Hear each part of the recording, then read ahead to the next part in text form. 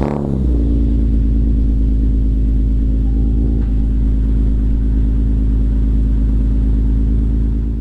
everybody and welcome to another video, and today we are finally getting around to installing the long tube headers on my 370Z. This is a project that I have been thinking about for a few weeks now, and I'm finally getting around to installing them. We got them all wrapped and prepped in the previous video. Now it's time to actually get them on the car, and I will be taking some sound clips for you guys towards the end of the video, so make sure you stay tuned for that. These long tube headers are supposed to help improve the sound of the VQ engine. Anybody who's driven a straight piped VQ like a 370 or G37 knows the exhaust doesn't sound very good to some people.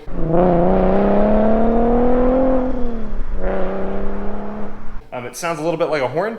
So the long tube headers are supposed to help improve that sound, make it sound a little bit more exotic, hopefully. It should also give us some noticeable gains in power with a concept called exhaust siphoning, which I'll cover in a future video. But we should be getting some noticeable gains from this exhaust as well. From what I have heard, the install is a pain in the ass, namely because the bolts on the headers can be really tricky to get to. So this is going to take quite a little bit of time, so we might as well go ahead and get started.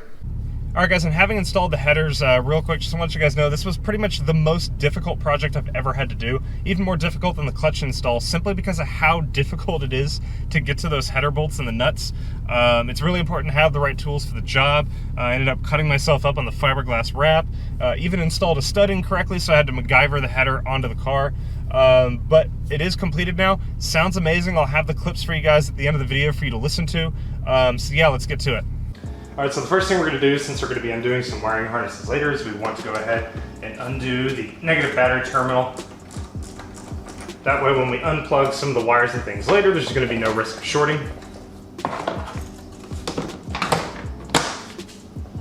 So the next thing we're going to do is we're going to try and remove this brace, but in order to do that, there's a couple of bolts that are hidden underneath this piece of cowling here. So we're going to need to take off this middle section of the cowling to get to them. To do that, you can pull up on this little rubber weather strip here, all the way off to the left and right. And when you have all those out, you can just kind of set that aside. And then there's also going to be two clips right here. You should be able to undo these with like a flathead. Kind of pull those clips out. Pretty straightforward. And with all of that removed, we should be able to pull up this section of plastic.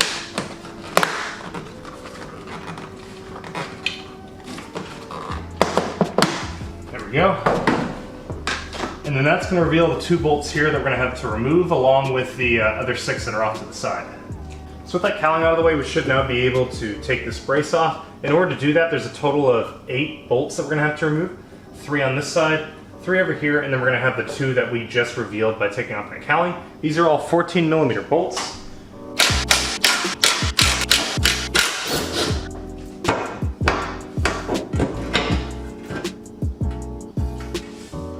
Now I'm going to go ahead and take off the engine cover. This may not be strictly necessary, but removing the engine cover will allow me to get better access to some of the wiring harnesses and things in case I decide to move some of those harnesses around to get easier access. So I'm going to go ahead and take each of these out.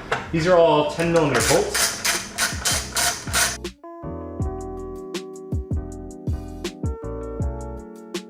Alright, so the next thing we're going to need to do is we're going to need to remove the intake hoses, because the name of the game right now is trying to get as much access to those exhaust headers as possible. So the entire length of this intake tube is going to have to come out. I don't necessarily have to take these out in 2 parts. I'm going to just take out the air box and the hose in one piece. Before we remove the hoses, we'll go ahead and take out the mass airflow sensors, or the clips that go into them. You don't actually need to remove your mass airflow sensor from your intake. You actually kind of want to leave that in there. That way the sensor itself doesn't get like dirty or anything.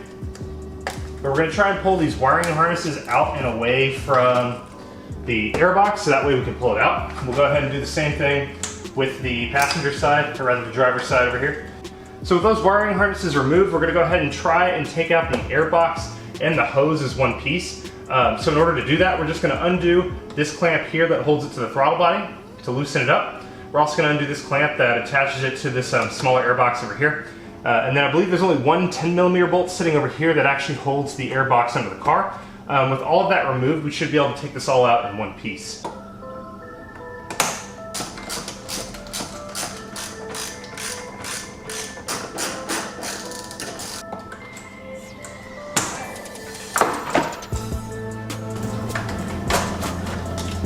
So with the two intakes removed, we're now going to have much easier access to the exhaust manifold. I'll start on the passenger side here.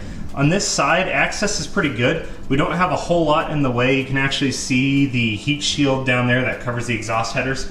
Ideally, I'd like to try and take this fuel line off if possible, but I don't know if there's any gas sitting in it, and it's really not necessary to do this side. Access, as I said, is pretty good over here. We can get a wrench in here pretty easy. So we need to take this heat shield off to be able to actually get to the bolts in the exhaust header. In order to do that, you're going to have two bolts sitting down in here that you're going to need to remove.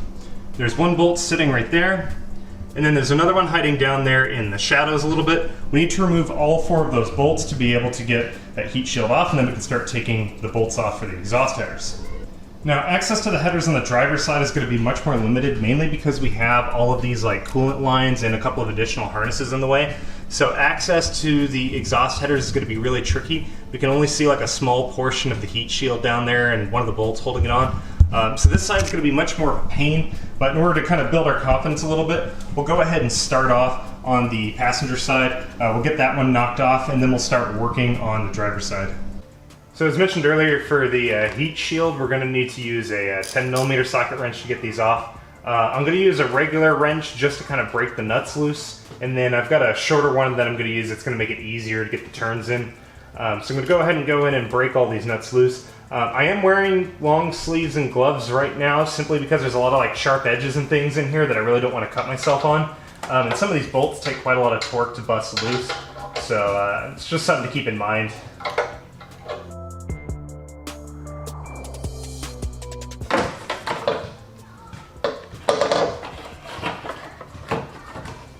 So pulling out this piece of heat shield is fairly straightforward on this side. You can see where the four bolt locations are here.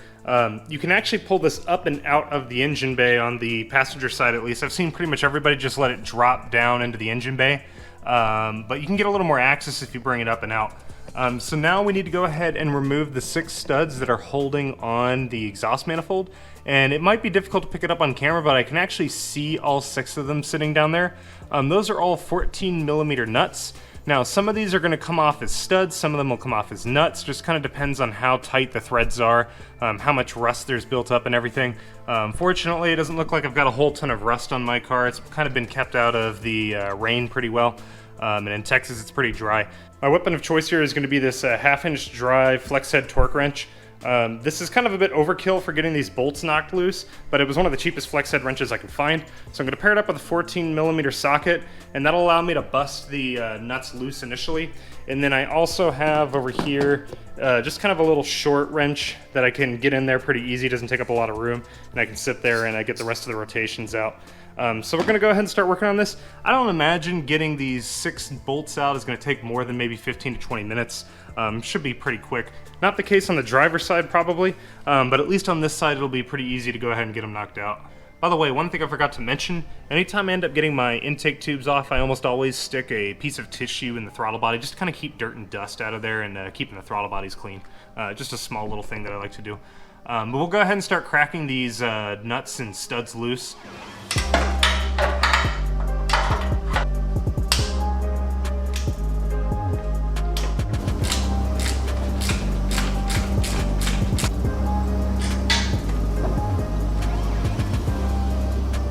So I've finished getting out all but one of the nuts here. 3 of these have come out just as nuts, and then 2 of them have come out as studs. This isn't a big deal because these will just kind of screw back in as usual. And it actually saves me a bit of work too, because we're going to have to move a few of the studs around to be able to install the new headers, but I'll get to that here a little bit later.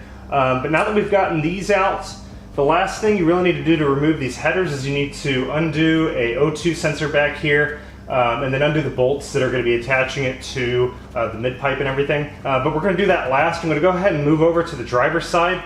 That's going to be the most difficult part of this entire install, but we're going to go ahead and try and get these same nuts and bolts removed over on the driver's side now. Alright, so we're going to go ahead and start working on the driver's side now, and there's no ifs, ands, or buts about it. This side really sucks. Like, there's a lot of stuff in the way here. Namely this coolant line, the hard line that you have here.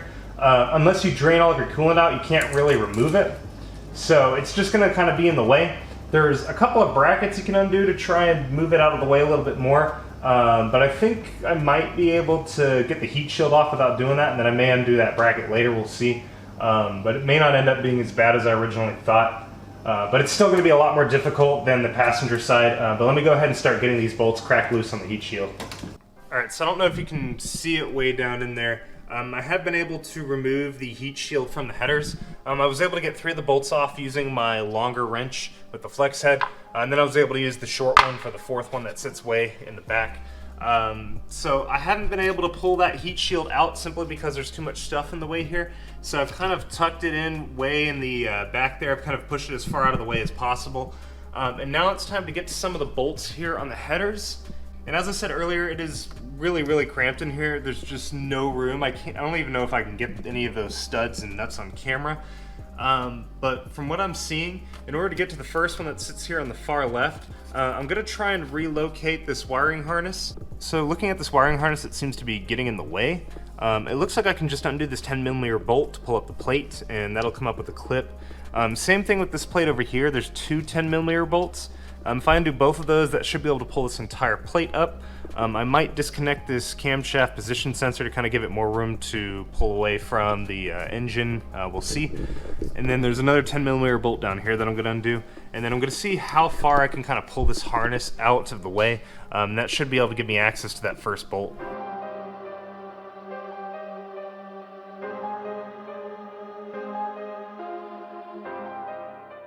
Alright, so what I went ahead and did here was I unclipped this wiring harness from the plate here, and then I was able to pull this harness almost on top of the engine. I was able to push this harness off to the right enough for me to be able to squeeze the 14mm socket on the flex head wrench. I don't know if you're going to be able to see it down there, but I was able to actually get it on the bolts, so I'm currently getting it undone now. That's the one on the far left, and it's probably going to be the most difficult one to access on this side, it looks like. The second one over here should be a little bit easier to get off. You might be able to see it on camera there. I should be able to push the wiring harness back to the left, and I should be able to get to that one easy. It looks like the 2 here in the middle should be also fairly easy by comparison to these 2. The 2 in the back might be a bit more tricky, but I'll see how they go, and I'll let you guys know if there's anything specific in terms of like moving wiring harnesses around or whatever to be able to get to them.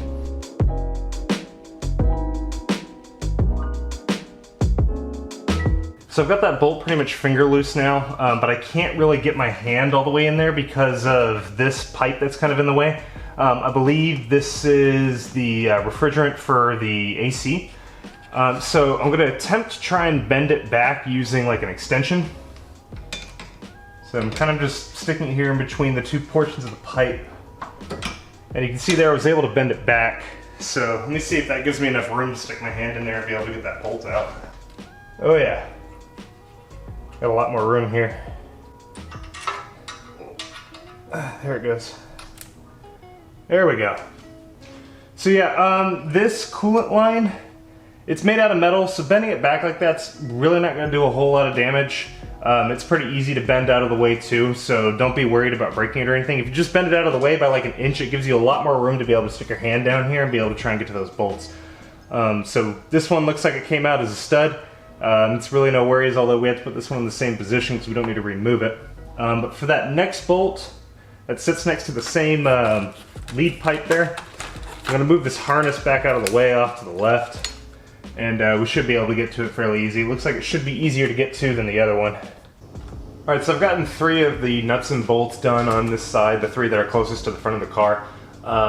It's been a bit tricky just trying to get some of the hoses and things moved out of the way, but it's definitely doable. You want to make sure you have a decent selection of like different socket depths. Here I've got like a 3/4 inch, or sorry, 1/2 inch drive to 3/8 adapter with like one of my medium-sized sockets. Here's just another socket that I have. It's kind of important to have different depths just because as you begin to unbolt it, sometimes it wants to end up rubbing up against like the hoses.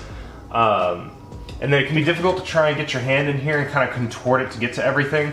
But these last 3 bolts that are sitting on the back, I've managed to be able to break loose using the breaker bar with the flex head.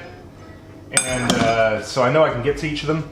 And I've been able to kind of get my hands on them as well, so I should be able to remove them right now. So I'm going to go ahead and finish off getting 2 of those bolts out. As with the passenger side, I'm going to leave one of them on just to kind of hold the headers, and then we'll go underneath the car and start unbolting things there as well.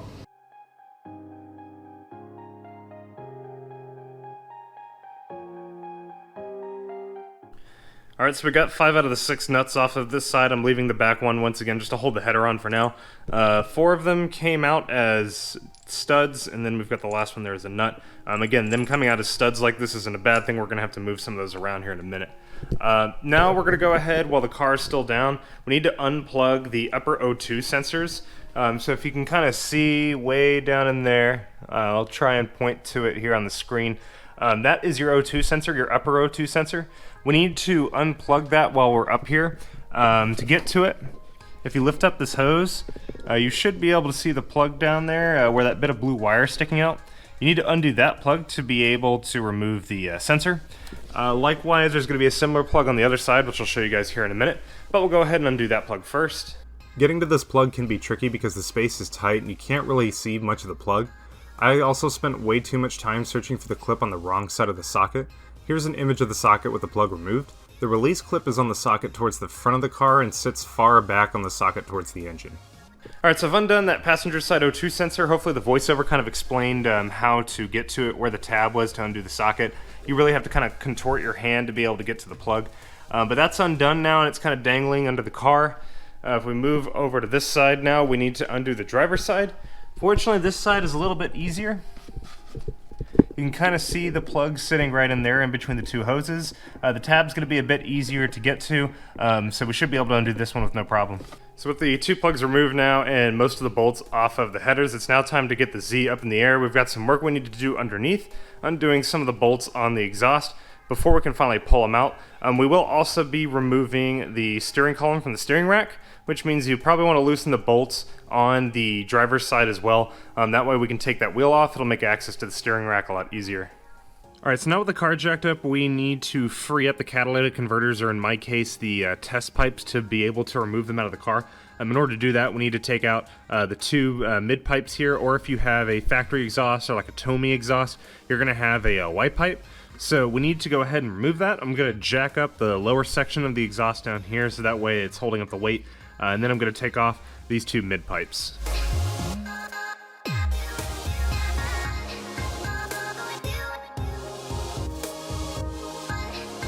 Alright, so now with this section of mid pipe removed, we need to remove the test pipe, or in your case you may have a catalytic converter, just depending on what your exhaust setup is. We need to take this out to be able to fit the long tube headers. In order to do that, there's a total of 3 bolts sitting up here. I think all 3 of them should be on camera. There's one here in the shadow, and then there's another one way up top up here. If you haven't taken these bolts out and installed a test pipe and removed your catalytic converter already, these can be pretty tricky. Notoriously, the ones that are towards the transmission here are also known as the demon bolts because of how difficult they can be to get to. So I have a separate video on how to remove these. If you haven't touched them yet, you should see that link here in the top right. It's not too difficult as long as you have the right extensions, but we'll go ahead and unbolt these. Also need to undo the clip here for the O2 sensor before we begin to remove it. So you just want to remove the socket. If you haven't touched these, they'll be kind of looped through this clip here. So you'll just kind of want to get it free. I'm going to cut the zip ties, and then we should be able to take the entire test pipe or catalytic converter out of the car. Alright, so with the catalytic converter or the test pipes removed, we can see the OEM headers here. I've gone ahead and pulled down the cord for the O2 sensor, so that's out of the way when we begin to take this out. Obviously there's one more nut still holding it up top, so I'm going to go up there, undo that nut, and then we should be able to pull this section of the header out and then move over to the driver's side.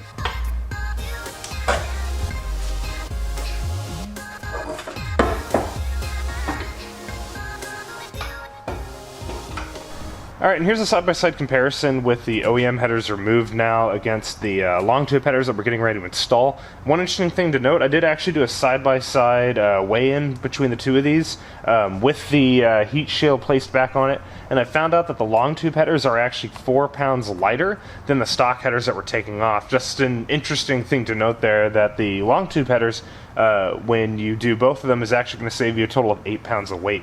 It's largely due to the fact that we're getting rid of all this heat shielding.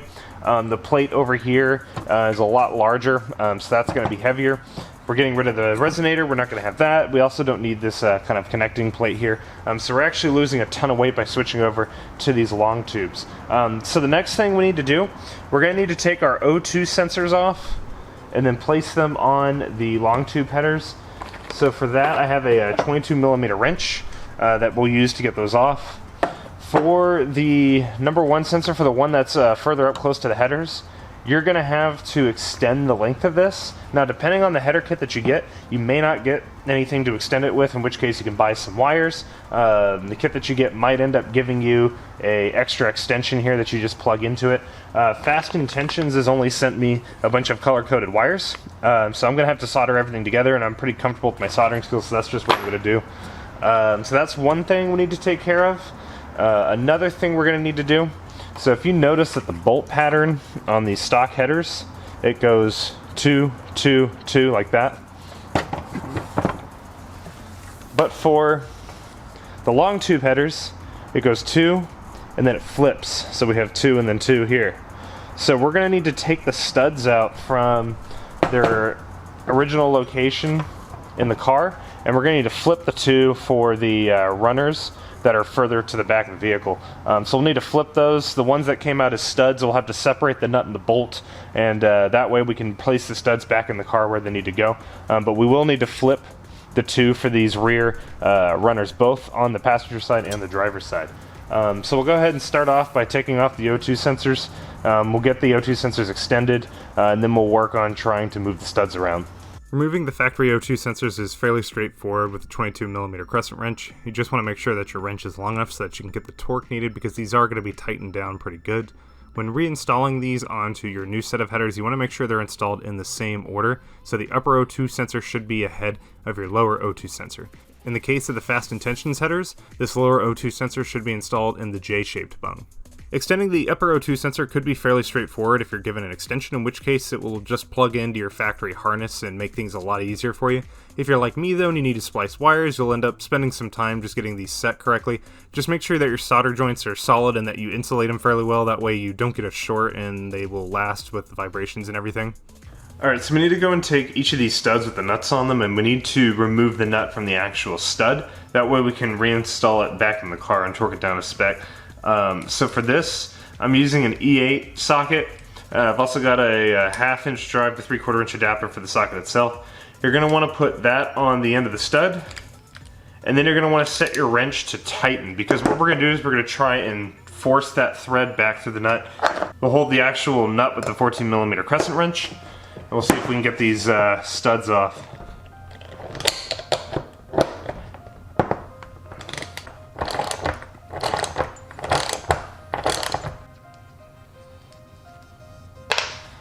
There you go, that's one stud removed with the nut separated there.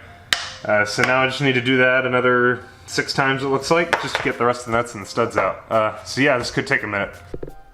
So with all those nuts and the studs separated, we're going to go ahead and start working on installing some of them back in the engine block, as well as moving some of them around that are in the wrong positions here. I don't know if y'all can see it on screen there. There is, right there, a gasket that we want to stay on the engine. We don't want that to fall because it could be tricky trying to reposition it back on the car. So what I'm going to do is I'm going to install studs first. Let me show you on the screen here what the current situation looks like. So I am going to install 3 of the studs in the new locations that are needed, and then I'm going to remove the one stud that's sitting in the wrong position and move that up so that it's aligned correctly for the new headers. I'm installing studs first to try and keep that gasket on so it doesn't slip off. So we'll go ahead and install those 3 studs first.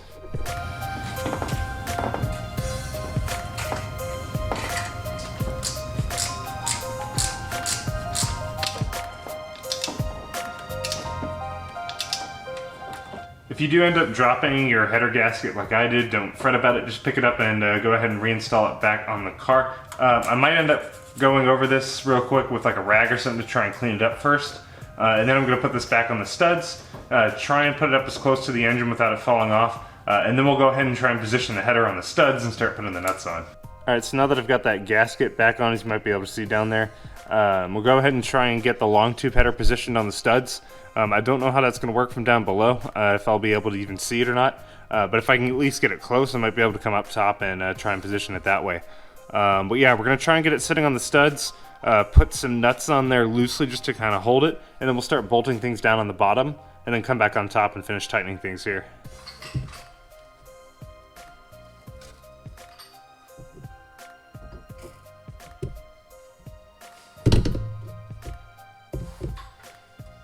Alright, so last night I finished getting the nuts on the studs.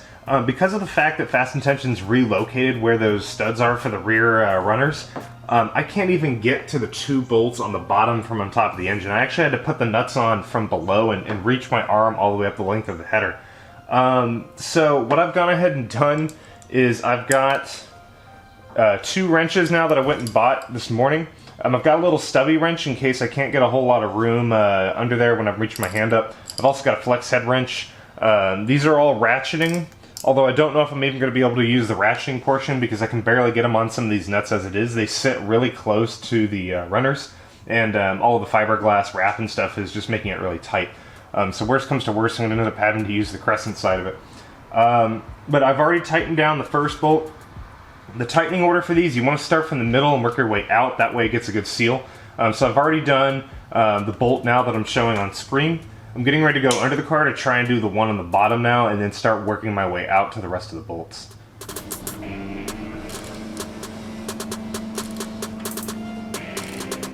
Here's me having a go at the 2 bottom bolts because there's no way to get to them from up top.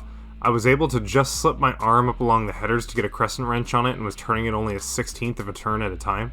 Here's some additional videos showing how I managed to get the crescent wrench up into the space. It's a complete pain, but it's doable with a bit of patience and some scratching yourself in the fiberglass wrap. Once I was done tightening these bolts, I reinstalled the O2 sensor harnesses. You want to make sure to run the wires through the same wire retainers on the engine the way that they were run before. With the driver's side done, I moved on to the passenger side. You are going to need to undo this bolt which holds the steering column to the steering rack. This is accessible through the driver's side front wheel well, which is why we took the wheel off earlier. Before undoing it, be sure to leave a paint mark which marks the orientation of the steering wheel so you don't misalign it later. The bolt is a 12mm. Once removed, you should be able to slip the entire steering column up and off of the steering rack. Doing this allows you to move the steering column off to the side, which gives you enough room to be able to drop the headers, as well as remove the manifold heat shield if it's still sitting in the engine bay. I was actually able to pull this heat shield up through the top like I had done on the passenger side earlier, so I moved on to undoing the last bolt and then dropping the headers out of the car. Don't forget to remove this wiring harness from this retainer though before you begin to drop them.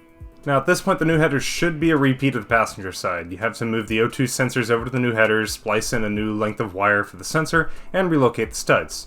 Or at least relocating the studs should go smoothly, unless of course you're me and you somehow manage to screw it up. On the plus side, I had managed to find an easier way to get the stud in the frontmost position. Earlier I had bent the AC line out of the way to get to this nut, but I found that going up through this gap near the oil pan actually gave me easier access to the stud on the far left side of the header. But somehow, even with easier access to the stud, I'd managed to... Well, I guess I'll let myself explain. Alright guys, a quick update for you. This stud here, that's on the far left of the engine block, I had to replace it because it had come out earlier. And while I was threading it in, I apparently didn't line it up correctly, but somehow it's gone in at an angle. And that means that it's probably cross-threaded and it's probably ruined the threads in the engine block. This is a serious fuck-up on my part. So I was trying to debate what I wanted to do about it. It did end up snapping off, if you can see there, the end of that stud. It's just missing now, so I can't use the E8 to get it out. And when I tried to put the header on just to see if it was going to fit, because of the misalignment, it wasn't actually lining up with the holes correctly. I don't know that I want to just try and break the stud out, and the only way to really get this properly fixed later on down the road is to try and take this to a shop and have somebody pull the engine and try and rethread that. Now the proper way to fix this would be to pull the engine and try and re-tap the threads, but I was not looking to deal with this, so instead I brought out the Dremel, cut away the bit of flange that was getting in the way of the misaligned stud, and I managed to fit the headers on like a glove. I threw a bunch of washers on the stud with a nut and was able to tighten it down no problem. Is it an ideal solution? No, but I managed to make it work with what I had. I reinstalled the rest of the bolts on the header and tightened them down, including the most difficult nut I've ever had to tighten. And then I just reversed all the steps to reassemble the car, including the steering column, O2 sensors, wiring harnesses, bending back the AC line, reinstalling the intakes, and the top brace. And that's pretty much it.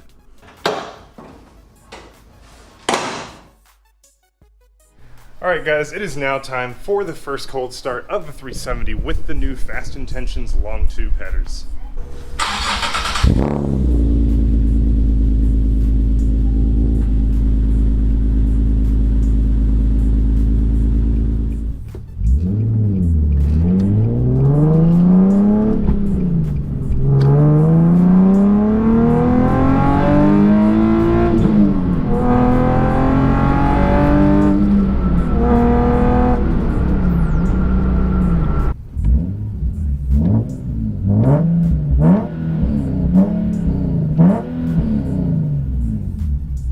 that's going to wrap it up for this video, guys. I will have more sound clips and a comparison to the test pipes probably in my next video. If you guys are getting ready to do a header install on your car, leave a comment down below and let me know how it goes. If you have any questions about the install, you can hit me up on Instagram. I spent way too much time trying to figure out how to get to some of these bolts. So if you guys are wanting any help or need to understand like how I got to some of them, you can hit me up on there, ask me any questions that you have. But thank you guys once again for watching, and I'll see y'all in the next video. Later.